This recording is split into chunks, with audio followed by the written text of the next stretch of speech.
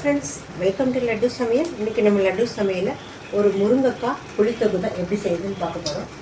சாம்பார் வச்சுருப்போம், பொரியல் பண்ணியிருப்போம், புளி குழம்பு வச்சுருக்கோம். இது புளியில் தொக்கு செய்ய போகிறோம். தெரிஞ்சவங்க ஒருத்தவங்க வந்து அவங்க வீட்டு மரத்துலேருந்து ஃப்ரெஷ்ஷாக முருங்கைக்காய் கொண்டு வந்து கொடுத்தாங்க. எந்த மருந்து அடிக்காமல் ஆர்கானிக் மரம் அந்த முருங்கைக்காய் கிடச்சிது. அதனால் ஒரு 5 முருங்கைக்காய் எடுத்திருக்கேன் நான். அதை வந்து எப்படி தொக்கு செய்யணும்னு சொல்கிறேன். அதுக்கு வந்து ஒரு குளிக்கரண்டி அளவுக்கு எண்ணெய் ஊற்றி வச்சுருக்கேன். அதில் முருங்கைக்காயை போட்டு ஃபஸ்ட்டு நம்ம வதக்கிக்கலாம்.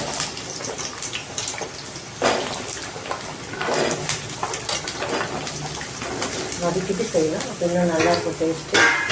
ஃபஸ்ட்டு முருங்கைக்காய் நல்லா ஓரளவுக்கு நம்ம வதக்கிக்கலாம். முருங்கைக்காய் கொஞ்சம் நேரம் வதங்கினாலும் கொஞ்சம் உப்பு போட்டுக்கலாம். அப்போ தான் முருங்கைக்காயில் உப்பு பிடிச்சிடும். நல்லா காய்ச்சி போட்டுருக்கோம். போட்டு நம்ம கொஞ்சம் நேரம் வதக்கிக்கலாம். முருங்கைக்காய் எண்ணெயிலே பாருங்கள் நல்லா லைட்டாக செவந்து வர அளவுக்கு நல்லா வதங்கிடுச்சு. இப்போ அதே பிளேட்டுக்கு நம்ம ட்ரான்ஸ்ஃபர் பண்ணிக்கலாம். முருங்கைக்காயை பிளேட்டுக்கு மாற்றிட்டோம். இப்போ அதே கடாயில் இன்னும் 1 ஸ்பூன் எண்ணெய் ஊற்றி வச்சுருக்கேன். அதில் 1 டீஸ்பூன் அளவுக்கு கடுகு உளுத்தம்பருப்பு போட்டுக்கலாம். 1 டீஸ்பூன் ஜீரகம் போட்டுக்கலாம். பொரியட்டும் ரெண்டும். கடுகு சீரகம் பொரிஞ்சோன்னா கொஞ்சமாக கருவேப்பிலை போட்டுக்கலாம். ஒரு 3 காஞ்ச மிளகாய், ஒரு 10 பல் பூண்டு இடித்து வச்சுருக்கேன். அதை சேர்த்துக்கலாம். பூண்டு நிறையவே போடலாம். முருங்கைக்காய் கேஸுங்கிறதுனால நிறையவே போடலாம், தப்பில்லை. வதங்கட்டும். பூண்டு நல்லா வதங்கினதும் 2 பெரிய வெங்காயம் நான் அரைச்சி வச்சுருக்கிறேன் பரபரப்பாக, அதை சேர்த்துக்கலாம்.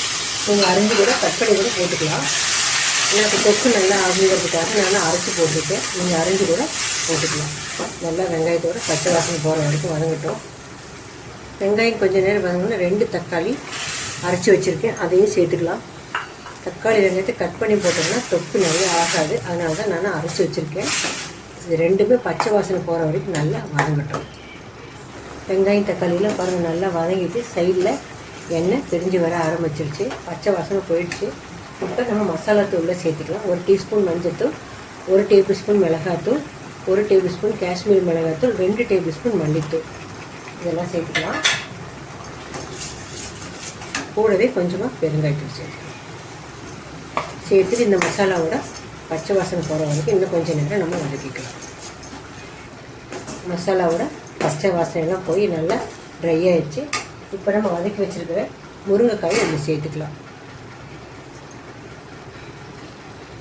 சேர்த்துட்டு எல்லாம் ஒரு தடவை கலந்து விட்டுக்கலாம். மசாலாலாம் முருங்கைக்காயில் பிடிக்கிட்டோம். ஒரு 2 நிமிஷம் இது நல்லா வதக்கிக்கலாம். கொஞ்சம் நேரம் இந்த முருங்கைக்காய் மசாலாவோட நல்லா மிங்கிள் ஆகட்டும்.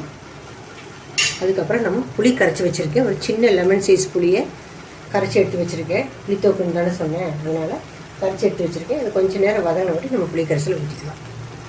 இப்படியே வேக வச்சு எடுத்தால் கூட முருங்கைக்காய் மசாலா மாதிரி ஆகிடும். சூப்பராக தொட்டுக்கிற மாதிரி சைடிஷ் ஆகிடும். நல்லா கொஞ்சம் நேரம் வதங்கிடுச்சு.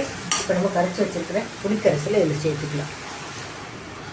வடிகட்டி எடுத்து வச்சுருக்கேன். சின்ன எலுமிச்சம்பழம் அளவு சைஸ் புளி ஊற வச்சு கரைச்சி அதோட சாரை இதில் ஊற்றிருக்கேன். முருங்கைக்காய் கொஞ்சம் நேரம் வதங்கியிருக்கு, இன்னும் கொஞ்சம் நேரம் வேகணும். அதுக்காக கொஞ்சமாக நம்ம தண்ணி ஆட் பண்ணிக்கலாம்.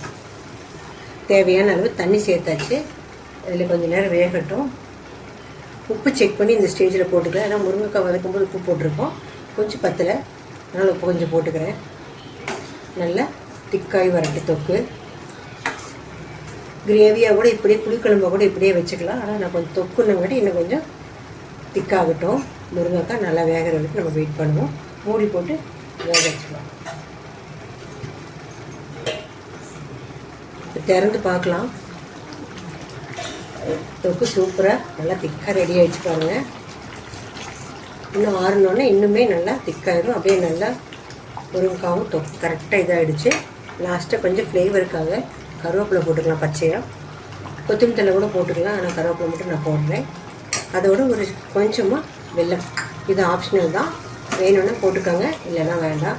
அவ்வளோதான். நம்மளுடைய சூப்பரான முருங்கைக்காய் புளித்தொக்கு அட்டகாசமாக ரெடி ஆகிடுச்சு. சூடான சாதத்தில் போட்டு சாப்பிடும்போது அவ்வளோ அட்டகாசமாக இருக்கும். நீங்களும் ட்ரை பண்ணி பாருங்கள். பிடிச்சிருந்தால் லைக் பண்ணுங்கள், ஷேர் பண்ணுங்கள், கமெண்ட் பண்ணுங்கள். என்னோடய சேனலை சப்ஸ்கிரைப் பண்ணுங்கள். மறக்காமல் பெல் ஐக்கானையும் கிளிக் பண்ணுங்கள். தேங்க்ஸ் ஃபார் வாட்சிங்.